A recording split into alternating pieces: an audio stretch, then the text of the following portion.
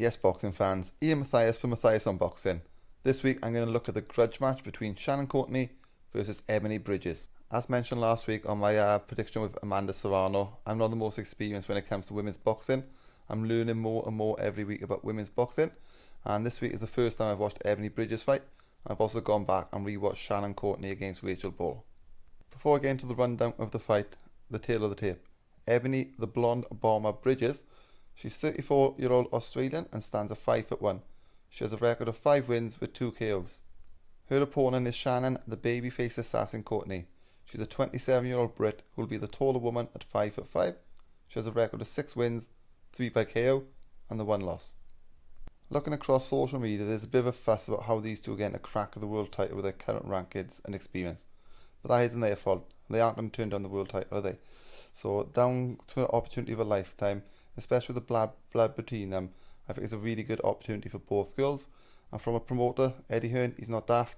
He's going to put these girls on, especially on the card that they're on, with Connor Benn and his popularity. So the fight. Ebanie Bridges looks a lot better when she's on the front foot and forcing the fight as opposed to boxing on the back foot. And Shannon is exactly the same. She's a similar type of fighter, looking to come forward and dominate. So I believe this is a really good stylistic matchup that will lead to an exciting encounter. In the matchup that I watched, Bridges throws a lot of punches and bunches, and she throws a lot of good body shots as well.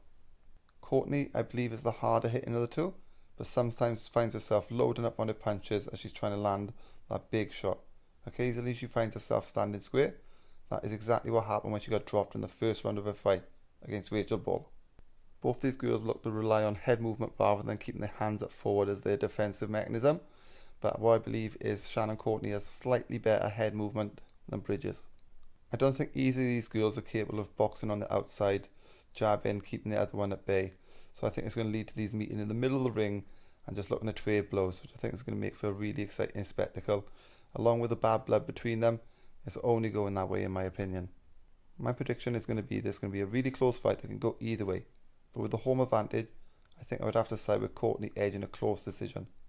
That being said, with her big personality and the spotlight that she brings on women's boxing, I kind of hope that Ebanie Bridges managed to get the win or even sneak the draw, as the rematch would be bigger again and bring more eyes and more focus on the women's sport.